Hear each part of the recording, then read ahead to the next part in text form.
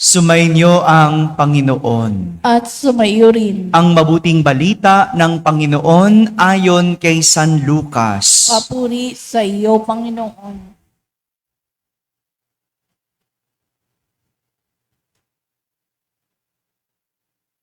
Noong panahong iyon, sinabi ni Jesus sa mga tao, walang taong nagsisindi ng ilaw at pagkatapos ay tatakluban ng banga o ilalagay kaya sa ilalim ng higaan.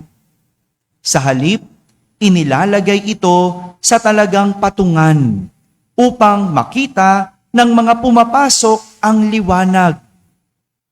Walang natatago na di malalantad at walang lihim na di malalaman at mabubunyag. Kaya pagbutihin ninyo ang inyong pakikinig sapagkat ang mayroon ay bibigyan pa. Ngunit ang wala ay aalisan pati ng inaakala niyang nasa kanya. Mga kapatid, ang mabuting balita ng Panginoon. Pinupuri ka namin, Panginoong Jesucristo. Umupo ang lahat at makinig sa homilya. Isang mabagyong gabi po sa inyong lahat. Hindi ko masabing magandang gabi. Kasi binabagyo tayo, no? Baka sa iba hindi maganda ang kanilang gabi. Kaya sa mga nasa tahanan na nagsisimbabaya online, sa mga nasa abroad, pagdasal nyo po kami, no? Pero buti na lang ito, kahit na tayo binabagyo, parang ang dami natin. Parang baliktad. Pag may bagyo, ang dami nyo. Ba't ganon? Pero salamat pa rin at nandito kayo at nakikiisa sa ating pagdiriwang ng ikatlong araw ng ating Triduo para sa kapistahan ni San Padre Pio. Imagine ninyo, walang liwanag. Paki-imagine nga. May nakikita ka ba? Wala. Meron. Imagine nyo, walang liwanag. May nakikita ka ba? Meron. Ano nakikita mo? Kadiliman. Tama? Naintindihan nyo ba yon? Kapag nakakakita ka ng dilim, may nakikita ka ba?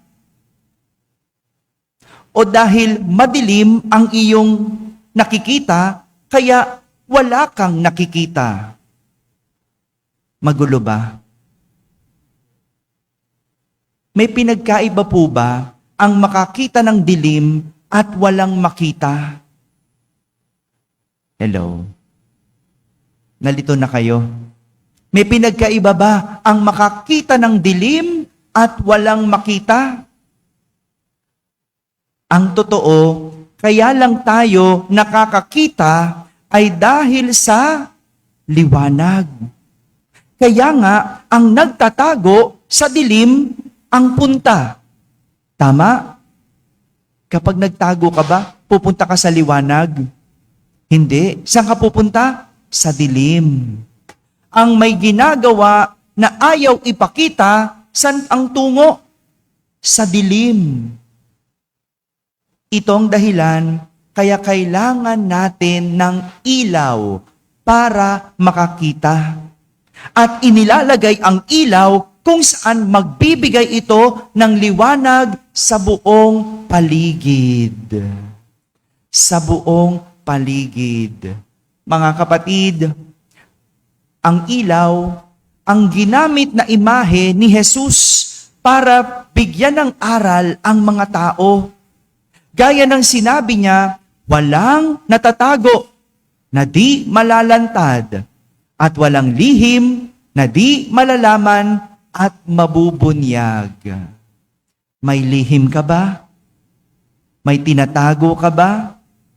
Tandaan mo, darating ang araw, iyan ay malalantad. Kaya nga, kayong mga nagtatago sa dilim, isang araw, kayo ay makikita din. Ilaw ang ginagamit natin para liwanagan ang mga nasa kadiliman. Gumagamit tayo ng ilaw para hindi tayo madapa. Tama? Gumagamit tayo ng ilaw para mainitan ang mga nanlalamig. Tama? Di ba yung mga sisiw? No? Di ba? Para merong may ilaw, di ba? Para mainitan ang mga nanlalamig. At ilaw ang ginagamit para makita ang kulay at ganda ng buhay. Dahil dito, nalalaman natin na kapag ang tao ay may tinatago, ibig sabihin siya ay nasa dilim. Kapag patuloy ang taong nadadapa, ibig sabihin siya ay nasa dilim. Siya'y nadidiliman. Kapag ang tao ay nanlalamig sa kapwa, ibig sabihin walang liwanag sa kalooban. At kapag ang tao hindi nakakakita ng maganda at kulay ng mundo, ibig sabihin siya ay nadidiliman. Di ba may mga ganong tao? Yung wala nang ibang nakita kundi pangit. Pakitingnan nga yung katabi. Ano nakita mo? Ay, bala na kayo dyan. Ay, kasi kung hindi ka makakita ng ganda, hindi ka makakita ng kulay, nako, may mga ganyang tao, nung hindi maka-appreciate, lagi na lang puro reklamo, angal, baka nadidiliman ang taong yan. Kaya nga ang pangaral ni Jesus sa mga tao, sa panahong ganito, walang ibang gagawin kundi magdala ng ilaw o liwanag. At anong sabi? Ilalagay ito sa tamang patungan. Hindi mo tatakpan ng banga, hindi mo ilalagay sa ilalim ng higaan, ilalagay sa tamang patungan. Dahil ang sagot sa kadiliman, ano po? Kaliwanagan. Ang sagot sa kadiliman, kaliwanagan at hindi kadiliman.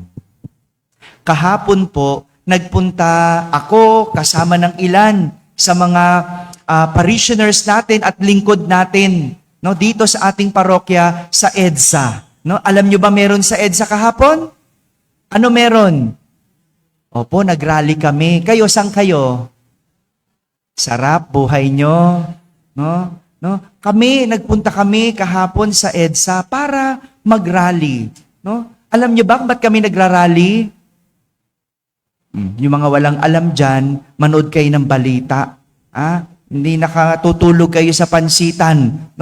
Nagrally kami sa EDSA kahapon.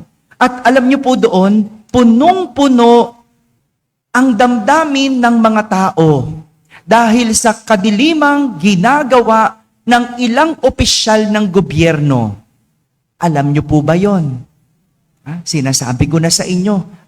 Kung hindi nyo alam, manood kayo ng balita.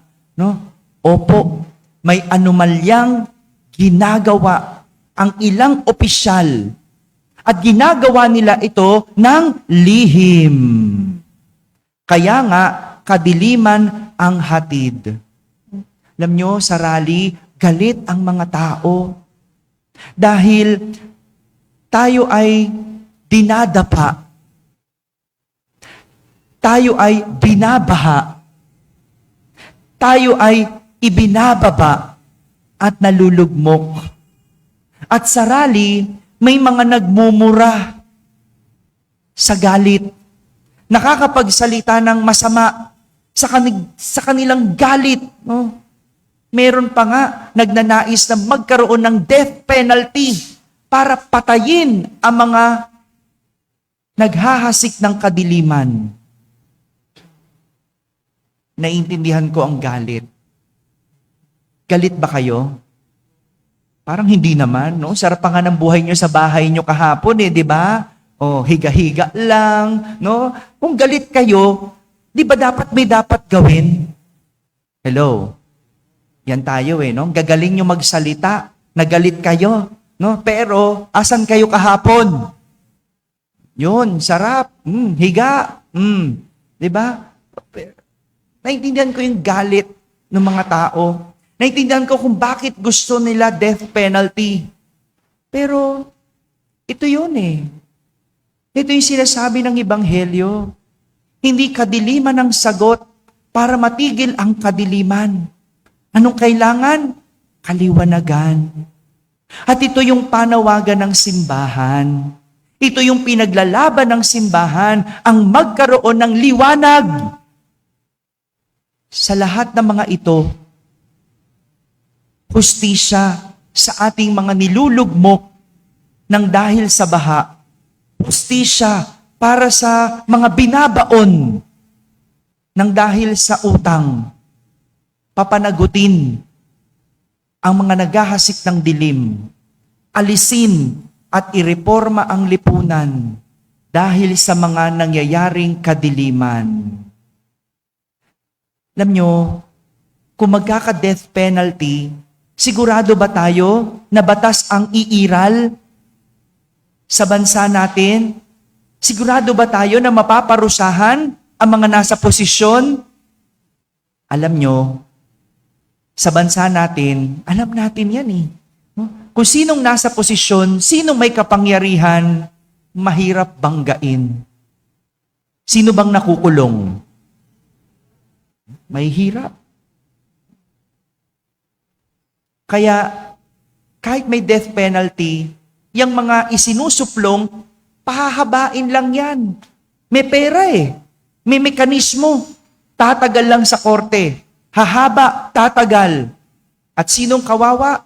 Ang mga may hirap. Ang mga may hirap. Kahapon, sa isang banda, sa isang panig ng Maynila, sa Recto, dyan sa may Ayala Bridge, may mga ginawang karahasan naman ang mga kabataan. Dahil karahasan, hindi ito kaliwanagan. Ano tawag doon? Kadiliman. At hindi pa rin natin gusto yon. At hindi tama din yon. Kung may pinaglalaban ka, daanin mo sa tama at mabuti. May nagawa ba ang gulo? Wala. Nakasira pa. Nakasakit pa. Kaya, hindi pa rin naman tama. Hindi rin naman ako sang-ayon sa ganon. At hindi rin sang-ayon ang Diyos sa ganon. Dahil kahit kailan, ang sagot sa kadiliman, kaliwanagan. Hindi kadiliman. Kaya kayo po, kung maliwanag sa inyo na may mali na nangyayari, magsalita kayo.